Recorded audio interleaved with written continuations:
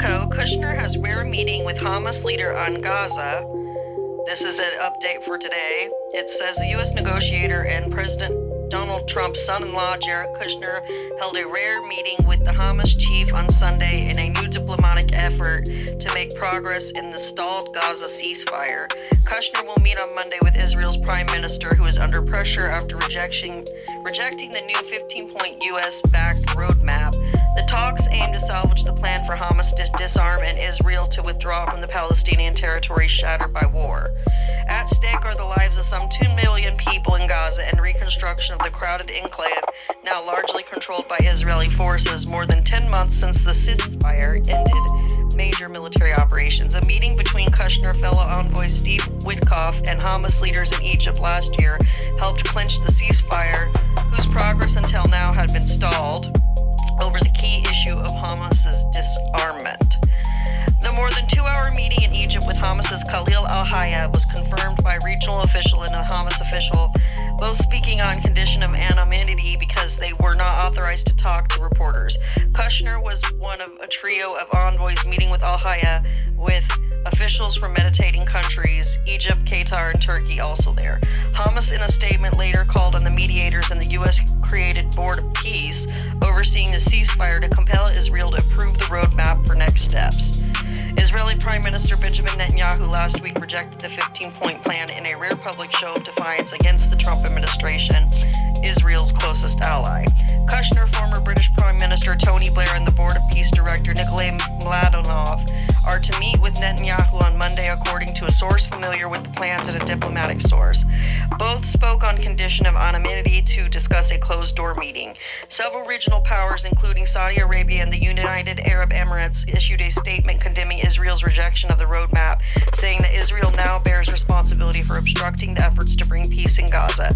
Other signers included Jordan, Pakistan, Indonesia, and the ceasefire mediators. The foreign minister's statement called on the Board of Peace and the U.S. to take immediate and concrete measures to keep any party from obstructing the plan's implementation. Kushner's meeting with the Hamas leader aimed at ensuring the militant group's commitment to the roadmap, particularly disarmament, before his meeting with Netanyahu, the regional official said. The Hamas official said the group is committed and waiting for mediators to start the 14-day negotiation period to work out a timetable for implementation. That period requires all parties' approval of the roadmap to begin. The Hamas official also said the Hamas leader demanded that Israel halt its attacks on Gaza and withdraw the so-called yellow line dividing the territory before beginning implementation. The yellow line was never precisely defined. Israeli forces have moved beyond it and now control about 60% of Gaza. In May, Netanyahu said the next step was to move to 70% control, with Israel tightening the grip on Hamas from every direction. The White House referred to questions about Kushner's meeting to the Board of Peace, which did not immediately comment. The Tony Blair Institute did not comment. Under the roadmap, Hamas would hand over weapons to the Palestinian Technocratic Committee meant to oversee daily operations in the territory. The committee has not yet entered Gaza, but Hamas has linked the surrender of its heaviest weapons to the creation of the Palestinian state, rejecting Israel's current government rejects. The roadmap involves Hamas gradually giving up its weapons while Israeli forces halt attacks and begin withdrawing from Gaza. But Netanyahu says Israel will not retreat from any position in Gaza until Hamas has been completely disarmed.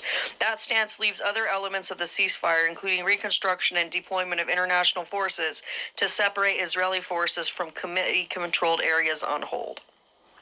Netanyahu faces a challenging election on October 27th as he tries to hold on to power with a coalition that includes ministers taking a harsh line on Gaza, and it's not clear whether he will take decisive steps on the ceasefire before then. Also coming up is the anniversary of the October 7th, 2023 Hamas-led attack on southern Israel that sparked the war.